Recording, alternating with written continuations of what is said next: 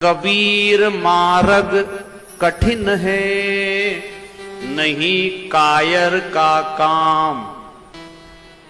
राह चले कोई शूरमा, या आठों पहर संग्राम। ये भक्ति के मान अपमान भी होगा। अपने वाले ही मीराबाई को जहर पिलाया है, हमको जहर तो नहीं पिलाएंगे पर जहर जैसा बोलेंगे जरूर। अगर इस मार्ग पे चलोगे और भगवान चाहिए आपको, तो अपमान, निंदा, बुराई, कलंक और क्या नहीं होगा, ये तो जो चल रहे हैं वही अनुभव कर रहे हैं, शब्दों में नहीं व्यक्त कर सकते होती है। तो फिर मैंने ग्रंथों से मिलान किया। भाई मुक्ति के लिए तो हम व्रत कर रहे, उपवास कर रहे, तीर्थ जा रहे, दान कर रहे, गोदान कर रहे, सेवा कर रहे, हमारी मुक्ति हो जावे। और ये तीन देवता मुक्ति देने में समर्थ नहीं है, तो इनके ऊपर कौन है आखिर। तो मैंने सारी पुस्तकों को पढ़ करके वो संत रामपाल जी महाराज जी के ज्ञान का मिलान किया।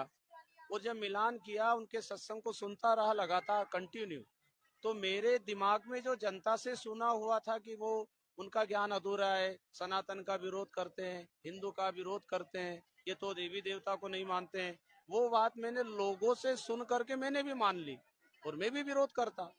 लेकिन जब उनके सत्संग मुखारबिंद से सुने, वो लगातार सुनना चालू किया, तो सारी शंका का समाधान उनके प्रवचनों से ही हुआ। फिर मुझे लगा लोगों ने अधूरा सुना है, इसलिए उनकी निंदा करते हैं।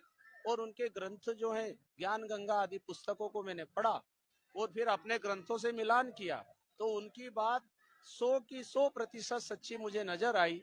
इसलिए मैंने उनके ज्ञान को स्वीकार किया।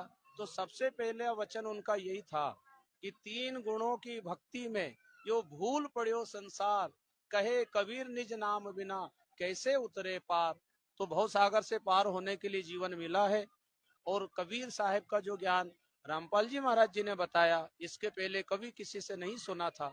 इसलिए दास के मन में आया कि इनका पूरा ज्ञान सुन करके उस सत्य को स्वीकार करना चाहिए, जो अभी तक मुझे किसी संत के द्वारा सुनने को नहीं मिला।